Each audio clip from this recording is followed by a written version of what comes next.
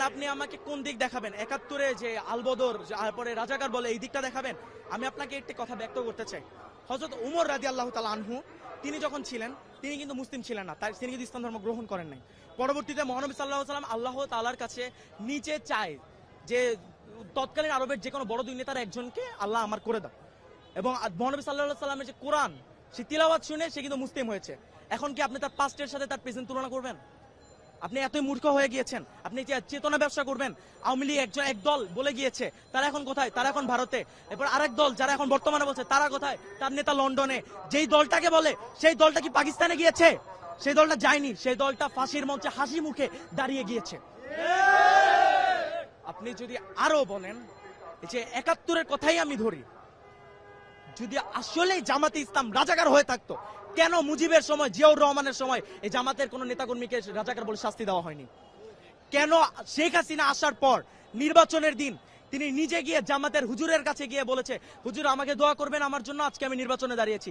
সে নিজে গিয়ে হুজুরের কাছে দিয়ে দোয়া নিয়ে আসছে। কেন নিয়ে আসছে? এবং ৯৬-তে সে যখন জিতে যায়, জিতার পরে সে ওই ডিরেক্ট জামাতকে রাজাকার বলে ফেলে। কেন বলে? কারণ জামাত যে ইসলাম, জামাতে ইসলাম তাদের যে মত, সে মতের সাথে একতা প্রকাশ করেনি। কেন করবে?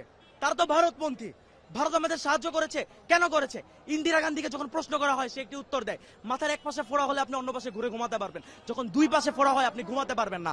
এর মানে কি বুঝতে পারছেন?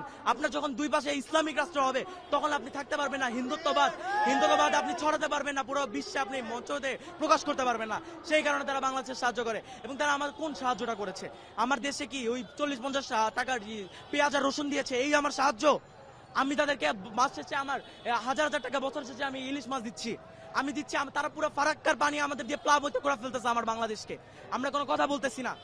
আরো যদি আমরা দেখি, তারা আমাদের দেশটাকে নিজেদের অঙ্গরাজ্য তৈরি করতে চেয়েছে, আর তারা আমাদের দেশের মাঝখান থেকে রেল বানিয়ে ফেলবে।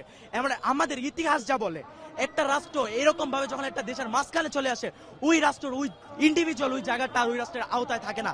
ওইটা যেই দেশের আওতায় চলে যায়, যেই দেশের বানায়, ওই দেশের আওতায় চলে যায়। এবং তারা এই ভারতের দালাল ছিল।